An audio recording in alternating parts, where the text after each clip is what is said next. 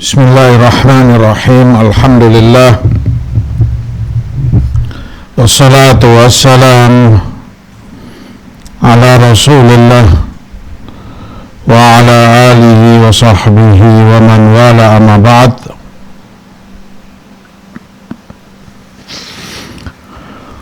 Kepada ummahat dan akhwat sekalian,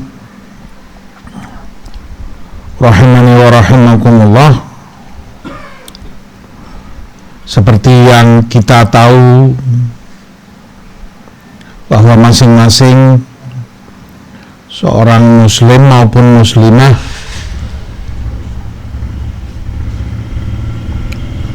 untuk keselamatan dirinya, dunia dan akhiratnya, dan untuk kebahagiaan dia di kehidupan dunianya serta akhiratnya, hal itu bergantung kepada dua perkara: ilmu dan amal.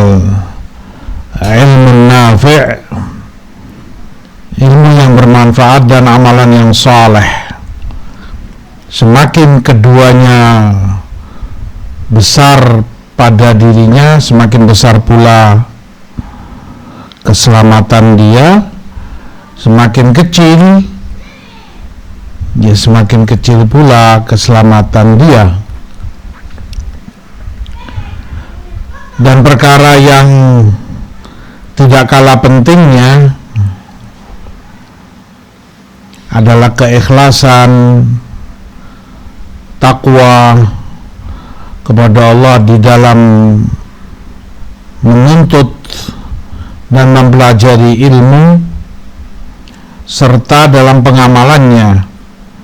Imam Sahnun dari ulama besar madhab Malik rahimahullah berkata, kana Ibnul Qasim qalla ma ya'rid lana illa wa huwa yaqul ittaqullah fa inna qalil hadzal amr ma'a taqwallahi katsir wa katsirahu ma'a ghairi taqwa qalil. Imam Ibnul Qasim, guru kami, hampir tidak pernah tidak, tiap kali beliau datang, tiap kali kami duduk di majelisnya, selalu saja beliau ingatkan kami. Beliau katakan, bertakwalah kepada Allah, ini jaga keikhlasanmu, karena sedikitnya perkara ini, ilmu yang dimaksud, walaupun ilmumu sedikit, tetapi dengan takwa, dengan ikhlas, itu banyak di sisi Allah, barokah. Tetapi banyaknya ilmumu tanpa dibarengi takwa, tanpa ikhlas, itu menjadi kecil dan sedikit, tidak berarti bagimu.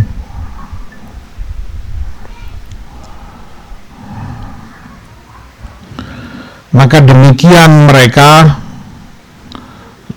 para imam salaf, saling berwasiat satu kepada yang lain untuk mengingatkan keikhlasan mereka.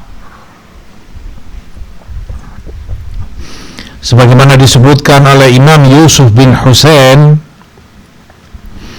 rahimahullah, aku mendengar Imam Dhunnun al-Misri, beliau berkata, kana al-ulama yatawa'adhun bi thalath. Menjadi kebiasaan para ulama dari dulu saling mengingatkan satu kepada yang lain, saudaranya, temannya. saling memberi mau'izah dengan 3 perkara. Wa yaktub ba'dhum ila ba'd, bahkan itu kalau berdekatan mereka nasihati mau'izah. Kalaupun berjauhan mereka sampai kirim surat. Di zaman dulu antum tahulah dengan keterbatasannya, gak semudah itu bisa komunikasi dengan yang berjauhan bahkan di negeri seberang sana. Kalau sekarang kan tinggal pencet WA nyampe, walaupun itu di luar negeri jauh. Surat mungkin nyampainya beberapa bulan. Artinya begitu sangat mereka pentingkan. Apa 3 perkara itu? Mereka katakan, man ahsana sariratahu ahsanallah ala niyatahu.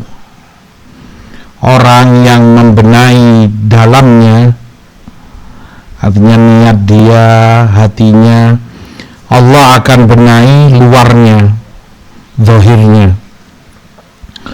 Wa man aslaha ma bainahu wa bainallah aslahallah ma bainahu wa bainan nas. Yang kedua, selama kamu membenahi hubunganmu dengan Allah, dan itu keikhlasan yang menghubungkan manusia dengan Allah, hanya itu, ketakwaan dan keikhlasan niat. Maka Allah yang akan membenahi hubunganmu antara kamu dengan orang lain. Wa man aslaha amra akhiratihi aslahallah amra dunya. Yang ketiga, barang siapa yang mementingkan perkara akhiratnya, Allah akan cukupi, Allah benahi urusan dunianya. Demikian wasiat mau'izah mereka dari dahulu kala, dan saling mereka kirim surat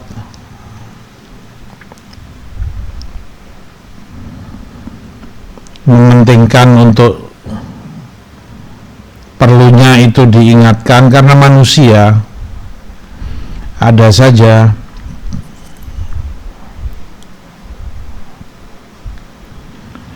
godaan yang mengelilingi dirinya, entah itu harta, kerjaan, wanita, syahwat, harta, dan lain sebagainya. Orang sangat mungkin untuk lalai dan terlupakan dari perkara-perkara yang diingatkan tadi.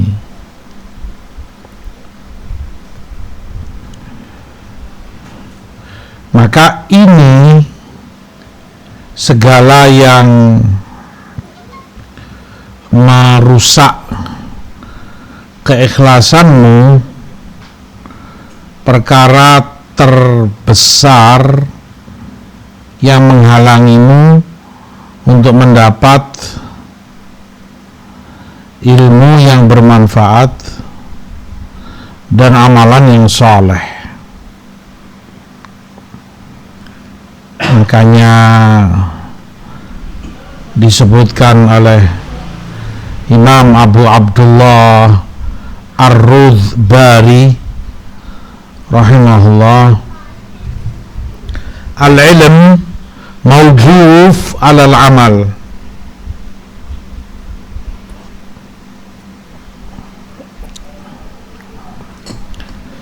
Ilmu itu bergantung kepada amalan.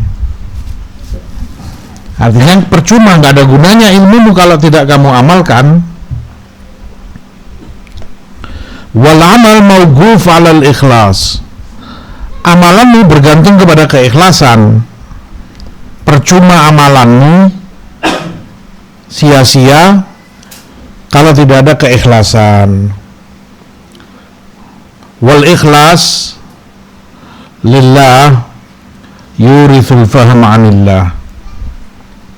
Dan keikhlasan kepada Allah itu yang mewariskan padamu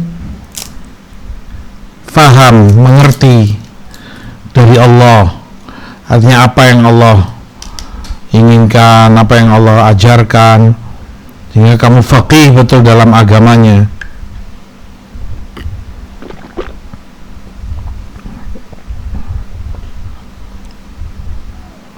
Pentingnya arti keikhlasan bagi seorang hamba.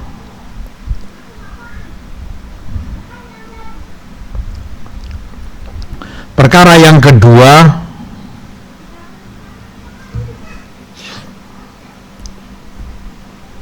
adalah perkara ditinggalkannya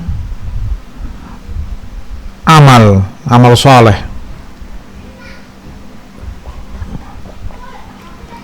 Juga menjadi penghalang bagi seorang hamba. Dalam hadis Abu Barzah Al-Aslami radhiyallahu an, la tazulu qadama 'abd yaumal qiyamah hatta yus'al an telapak kaki seorang hamba tidak akan bergerak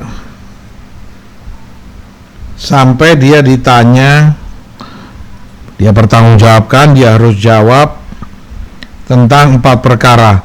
Dari 4 itu salah satu yang Rasul sebutkan, wa an ilmihi fima fa'ala bihi, tentang ilmunya, bagaimana dia mengamalkannya, seperti apa dia amalkan ilmu itu.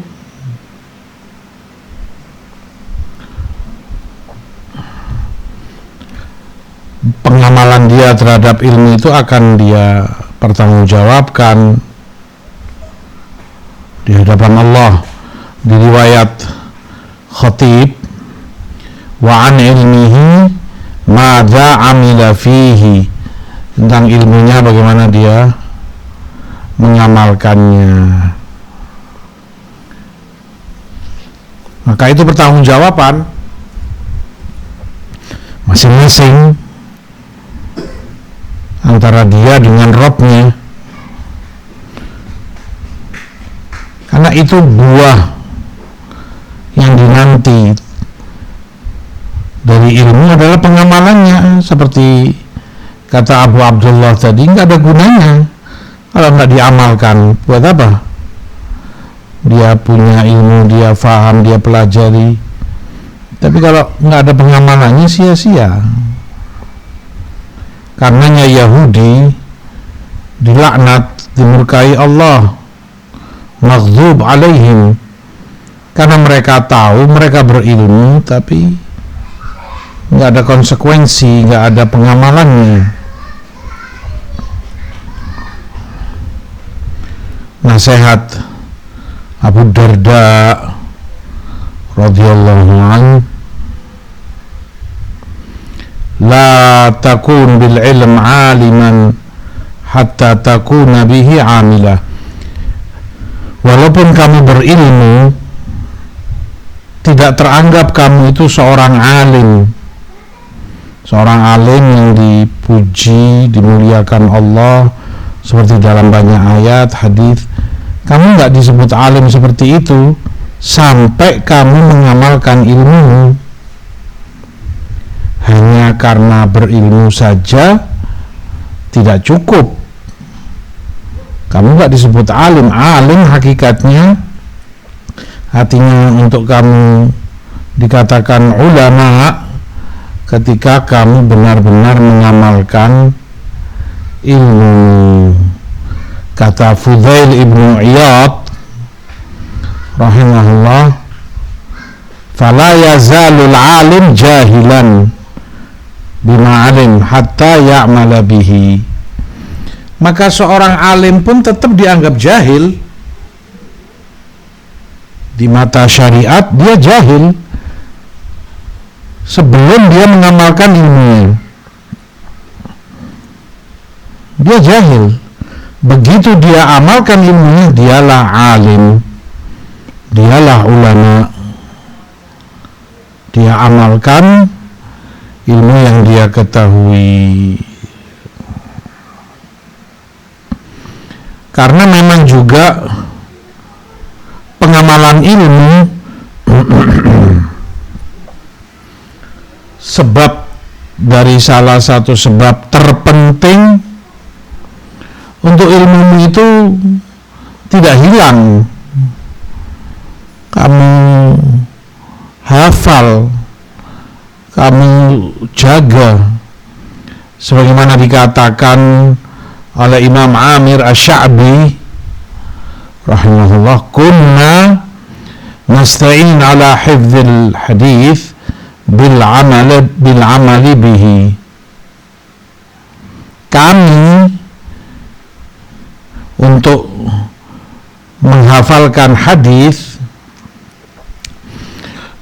kami amalkan hadis itu. Pengamalan itu faktor penting agar kamu hafal dan tidak melupakan hadis atau ilmu apapun yang kamu pelajari. Dan kamu perhatikan, kunna, kami, menunjukkan mereka semua di zaman itu. Sya'bi imam kabir, senior ulama besar tabi'in, Amir ibn Syarahbil Asy-Sya'bi rahimahullahu ta'ala. Dan begitu kenyataannya, kalau kamu amalkan, gak hilang ilmumu. Bahkan itu mungkin bisa dikatakan pada semua disiplin ilmu. Coba, mungkin ada yang mungkin dulunya pernah kuliah, entah apa, ekonomi, mungkin apalah, teknologi atau yang lain. Mungkin saat kamu kuliah pinter kamu, karena masih bersama ilmu itu, kamu pelajari, kamu baca tiap hari, karena kamu harus ujian, mengejar nilai agar bagus, lulus dengan predikat bagus. Tapi setelah kamu lulus, kamu tinggalkan ilmu itu, gak kamu sentuh lagi, gak pernah kamu murojaah. Kayak berjalan waktu 10 tahun, 5 tahun, kurang, lebih. Sekarang kalau kamu ditanya, kamu akan lupa.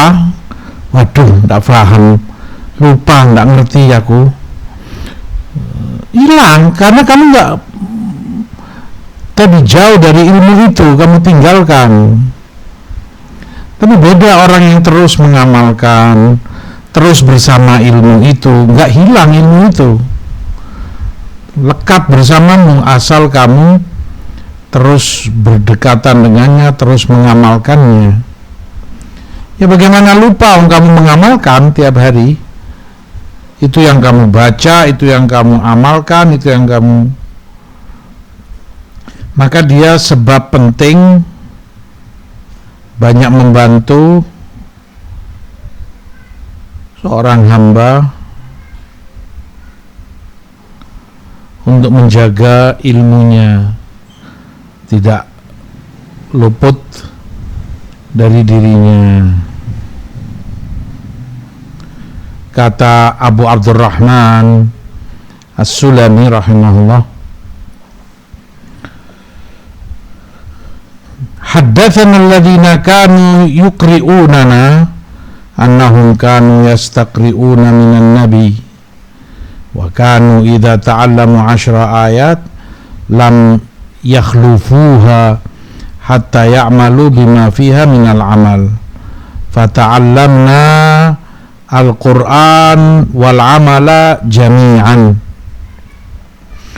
Kata As-Sulami, para syuyukh kami, guru-guru kami, menyampaikan kepada kami bahwa mereka dulu pun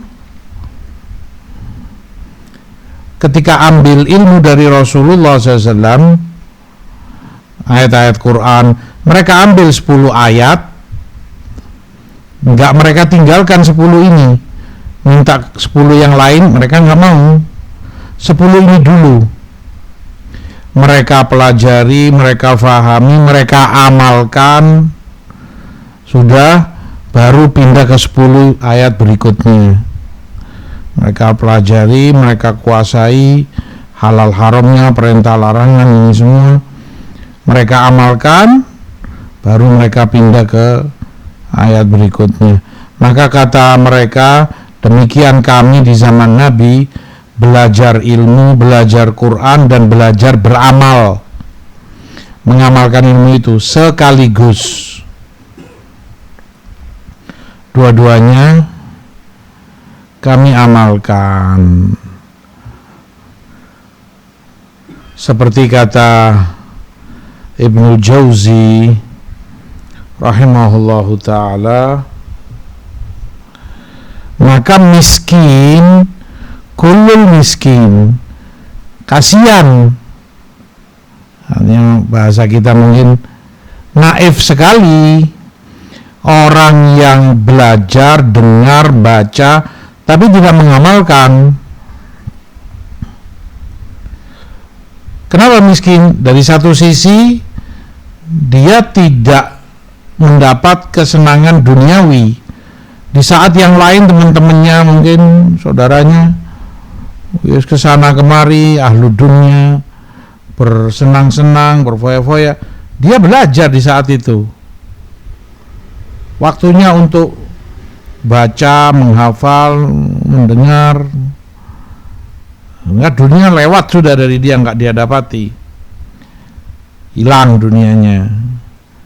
Tapi ironisnya kebahagiaan akhirat juga hilang dari dia, karena dia enggak mengamalkan. Kalau saja dia amalkan, akhirat masih dia dapati, enggak masalah dunianya hilang. Nah ini kan naif sekali. Dunia sudah enggak dia dapati, akhirat pun lepas dari dia. Istilahnya orang awam, la min Yusuf wala min Gomisuh. Enggak dapat Yusuf, enggak dapat bajunya. Antum tahu kisah Nabi Yusuf kan? Abahnya masih mending, ya Yusufnya dikabarkan hilang, dimakan serigala, yes, hilanglah Nabi Yusuf. Tapi paling tidak masih ada yang menenangkan, mengurangi kesedihan ayahnya. Bajunya dibawa oleh saudara-saudaranya, sehingga baju itu yang diciumi, yang dipegang, disimpan oleh ayahnya. Lah ini kalau orang seperti ini, Yusufnya nggak kembali, bajunya pun nggak ada, hilang dua-duanya. Apa yang tersisa? Maka penting memperhatikan pengamalan. Biasakan untuk kita semua mengamalkan. Seperti kata Syekh Utsaimin, musibah kita ini masalah pengamalan ini. Banyak ilmu kita, banyak yang kita tahu, tapi pengamalannya ini yang membedakan. Amalkan. Bahkan kalaupun hanya sekali seumur hidupmu, paling tidak kamu pernah tercatat, pernah mengamalkan ini, tentang sunnah ini. Jangan terlewat begitu saja tanpa pengamalan terhadapnya. Kita cukupkan sekian. Wallahu ta'ala alam. Wa sallallahu ala nabiyina Muhammad walhamdulillah rabbil alamin.